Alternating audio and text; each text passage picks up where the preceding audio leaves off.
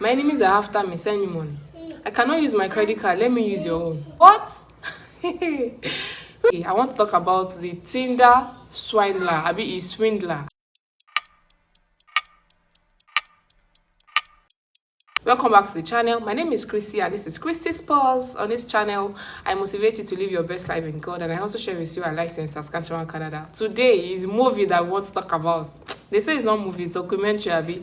But that's what I want to gist about today. And my take away from that documentary, Tinder Swindler. I was just scrolling, one of these days I just felt like bored. Like, what will I watch today? I want to watch something on Netflix, and that's one of the ways I just calm myself down. After the stress of the day, I just go to Netflix and look for something to watch, and I just saw this Tinder Swindler. I just saw this movie and I was like, I read the shorts, whatever that they wrote, the info they wrote about the story, and I was like, let me click and watch. In that place, they don't even tell us that it's documentary. I be something that will catch our attention. I be something that will make us feel things are happening. But really, we know things are happening, but we don't, like, for the life of me, I wouldn't have imagined that. I don't know. I know people are scamming people and all that, but I've not seen this level of scam before. Like, I've not even heard of it. Like, I know the Yahoo, but I didn't know there was like a scam that will make you, by yourself, go and borrow money to give somebody. And not just money, thousands of dollars. It's not all thousand. In case you have not seen that documentary, I think you should see it. But let me just, tell you some of the parts that got me, thinking about, I know this may sound cliche, but this just shows me how much leaning on God, trusting God for every of your life decision can save you from headache. What happened in Tinder Swindler? So there were a few interviews. Like, I think there were three ladies that were interviewed in that documentary. And the first person that was interviewed was, she started with how she's like an addict of getting boyfriends or relationships through Tinder. Tinder, you know Tinder now. Do you know Tinder? You don't know Tinder. Tinder is like a dating app. Like, you go and search for, I've never used it, so I'm not sure how it works, but I've heard about it. Like, before now, I've heard about Tinder, and I know that it's just like a dating app. You go there and you search for, you look at profiles and see, this guy or this babe, it looks like somebody I can roll with. Even that one on his own has questions like, I can't, like, what, are you serious? Are you joking? Okay, so the thing is, I know some people have gotten, whoever they got married to, they got those people through social media, like they never met before, through Instagram DMs, through Tinder. It's possible, but it's something I can't wrap my head around. Like, just go to a dating site and start looking for, you see a picture and you feel like, this person will work. I don't know. So this babe, she was like, she said she's been going to Tinder for about 10 years. Like, she's been getting relationships from Tinder for 10 years, and she has not gotten somebody that would, stay. Somebody that will say, this person seems like somebody we can marry. So for like 10 years, she's been, she said she has gone on thousands of dates through Tinder. So obviously, thousands did not lead to anything. So this particular time, she wanted another relationship and she was looking for another person, another guy on Tinder. And of course, she checked through different profiles, and she said when she swipes left, if she's swiping right, and she swipes like on somebody's profile, the Tinder app will tell her whether she and the person are a match or not. And I don't know if Tinder will tell you that you're not a match with somebody. Like, can the dating app say you're not a match with somebody? Can it say you're not a match? It is, you are a match. It will tell you if you are, if you have used Tinder app like at any time. Can you tell us in the comment section how it works? Like, just gist us. How does Tinder app work? We want to know. For those of us that have not used it before, is it possible that the profile will say that you and somebody, your profile does not match? Is it? I don't even know what is matching. Is it the star? Abi the destiny? Abi the what's matching? So in short, the app says she and this guy, Simon Leviv, she and this guy, they're a match. And that's how the guy, I think it was the guy that sent her, maybe immediately the app told her she was a match with the guy. The app also notified the guy. I don't know. But it seems like it was the guy that sent her a message first. And from there, they started discussing. Like, they had a short conversation. And he asked her out on a date. And he took her to this, very expensive restaurant. And after they had their dinner, I think it was dinner they had. After they had dinner, he said he was traveling to, is it Bulgaria or something? And he was going on a private jet. And would she like to go with him to Bulgaria? And the babe said yes, like babe, you not get job. No plans for your life. You don't know what to do with your time. She followed him to Bulgaria, and of course, it's a private jet, Of course, the dinner, he was the one that paid. Of course, the private jet is the one that is spoiling her, and she felt in her mind, this is where I'll turn to Mario. I will not leave this place. Unfortunately, Mario that have entered their life have refused to go because don't let me jump the gun. So they went on this, on this trip to Bulgaria on his private jet, according to him. And on the journey, she met with another, it's a private jet, so all the people that will be on that plane will be like people that the guy knows. And there was a lady with a baby, a girl, and she asked who the person was, and the guy told her it was like his baby mama, somebody he had a child with before. They are no longer in a romantic relationship, but they are still because of the child, they still once in a while have to hang out together. So the baby mama and the new girlfriend were on the private jet together, and the babe said she was like she wanted to ask who he was and all that, so she kind of asked subtle questions from the baby mama. And the baby mama said that he's a really nice person, that even though they are no longer together, he still takes care of the baby girl, of their child and all that. And because of that, that girl felt like, this guy is so good, yeah, another reason to say, Mario, this is where I'll stay, I ain't going anywhere. And he spoiled her, gave her gifts, trips, dinners, and he did that for a month before he dropped the bomb. And what was this bomb? My enemies are after me, send me money. That was the bomb.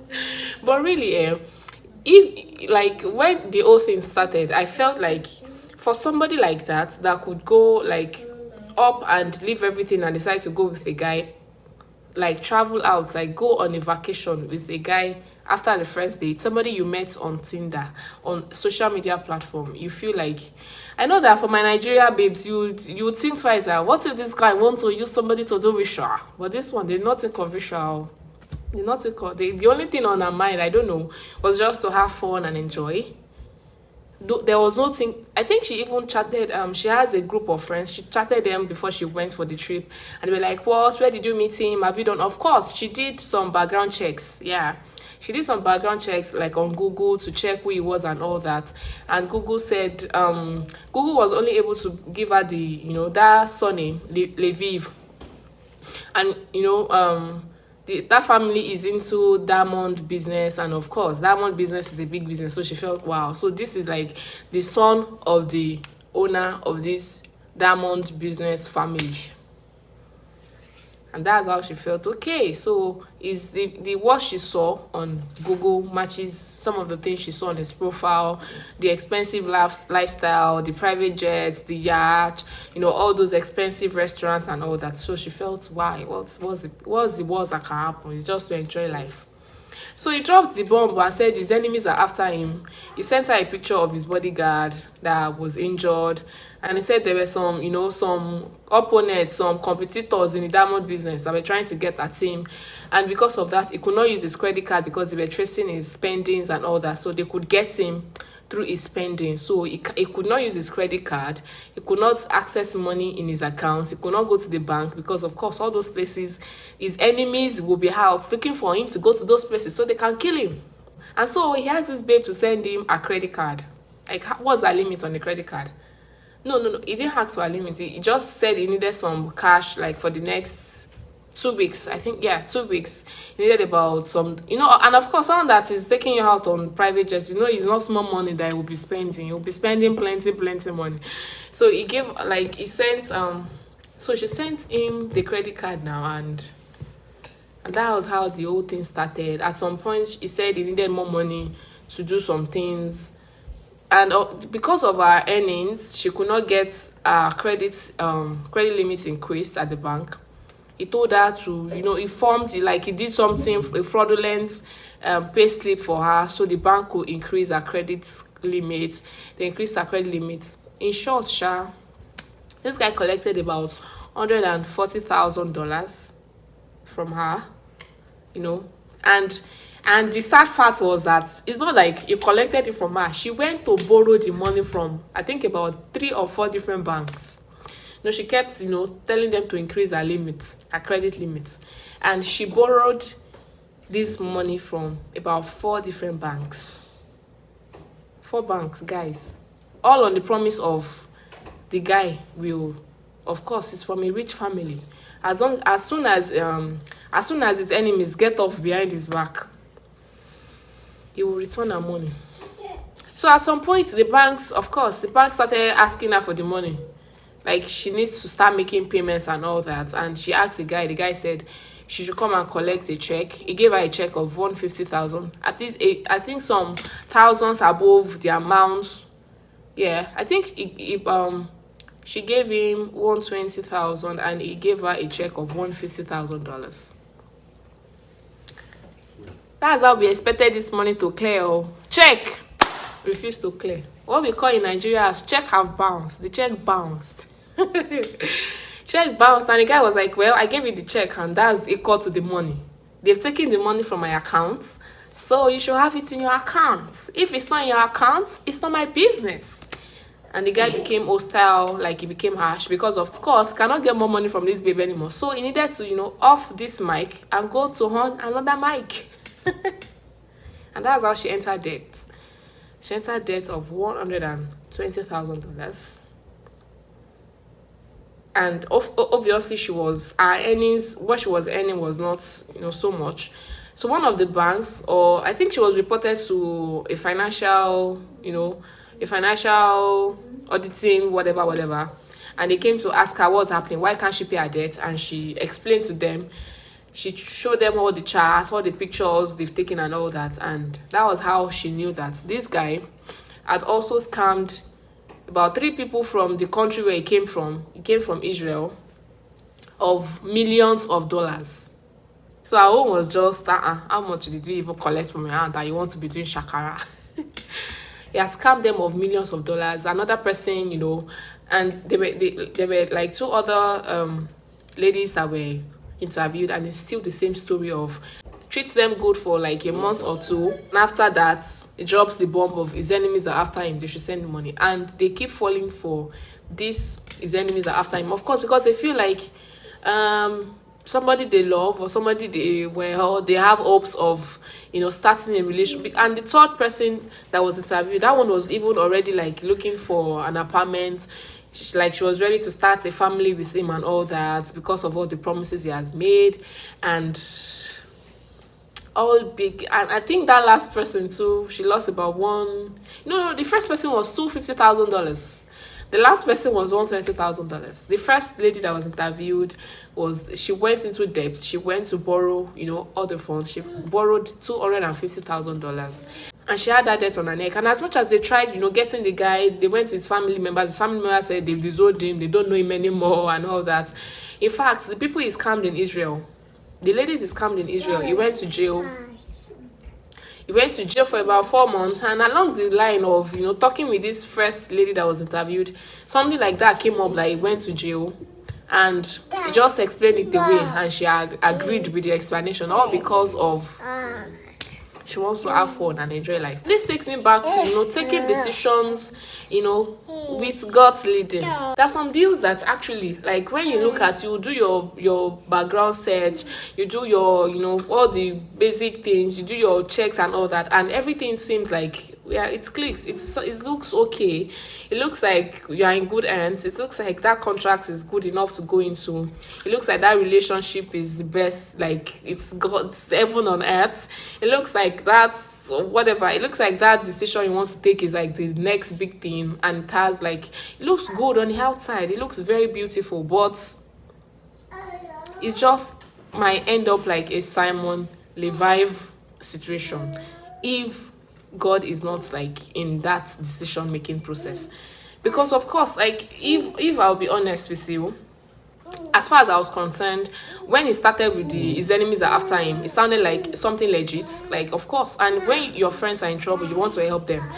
When you're somebody, you feel somebody that has professed love to you, somebody you two you have professed love for, love is doing connection. You feel like you should help the person, but it might look really real, it might look like something that is harmless, but if you don't carry God along in that decision, it might be like the worst mistake of your life. And the saddest part of this story for me was, like, at the end, the guy was later caught somehow because the last lady that was interviewed was like, this one that I've known, that she even if she's not able to get all her money, she'll try as much as she can to get something out of him.